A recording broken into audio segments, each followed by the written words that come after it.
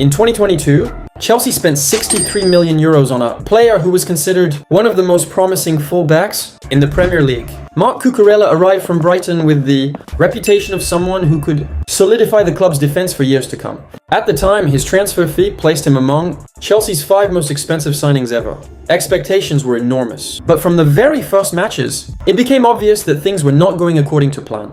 Cucurella struggled to blend into the team's structure. Fans criticized his shaky dribbling, inconsistent passing, and lack of dominance in aerial duels. Soon, supporters focused less on his performances and more on his appearance, especially his trademark hair, which became a meme far more often than his actions on the pitch. After a poor performance against Manchester City in early 2023, even Jamie Carragher publicly criticized him, claiming that Cucurella lacked the desire to defend and that his price tag was not justified.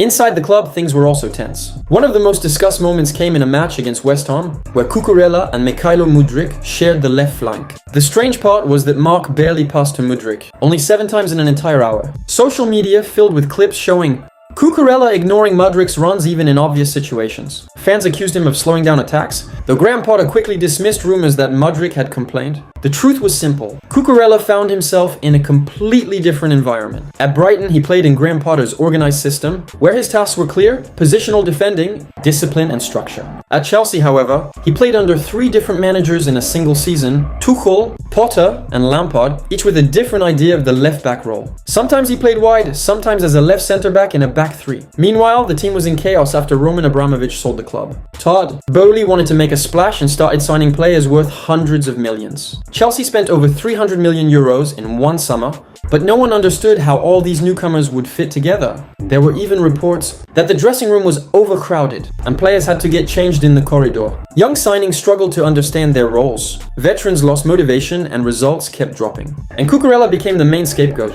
But Marc was never a bad defender. His issue was stylistic. He didn't fit what Chelsea needed at the time. As an academy product of Barcelona's La Masia, he was raised on positional play and ball control, not on the high-speed, aggressive, vertical style expected in England. By the summer of 2023, everything pointed toward him leaving. Ben Chilwell recovered from injury and immediately reclaimed the starting spot. But then Mauricio Pochettino arrived, and everything changed for Cucurella. The Argentine coach used him as an inverted fullback who moves into midfield during possession, helping build attacks. This role suited Marc perfectly.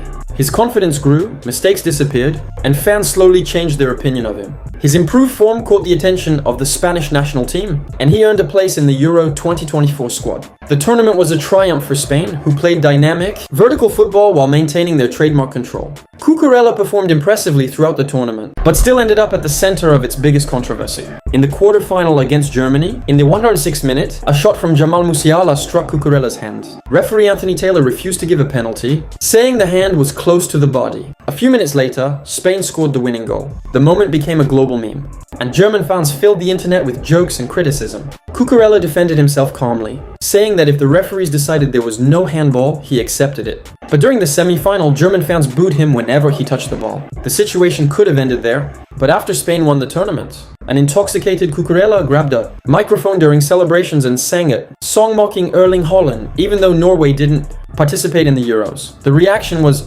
extremely negative. And in the first Premier League match of the new season, Marc found himself face-to-face with Haaland. The Norwegian striker outmuscled Cucurella to score, and after the game commented, "Funny guy, last season he asked for my shirt, and this summer he's singing songs about me." With pressure growing again, Cucurella started the season poorly. Frequent passing errors, slow reactions, trouble under pressing. Statistically, he ranked only 14th in the Chelsea squad and didn't even make the top 10. Premier League left-backs at the time, but Enzo Maresca didn't give up on him. He saw work ethic, attitude, and a willingness to adapt. The turning point came in a chaotic derby against Tottenham. Cucurella slipped twice within 11 minutes, contributing to 2 Spurs goals. But after changing his boots, he refocused, delivered an assist to Jadon Sancho, and played an excellent match overall, helping Chelsea win a wild 4-3 game. From that moment on, he became the undisputed starter, slowly rebuilding his reputation. Even when Bayern fans booed him again during a Champions League match, he stayed composed. And now, 3 years after joining Chelsea, it's fair to say he is finally proving his worth. And it looks like Chelsea's left-back position is secured for years to come.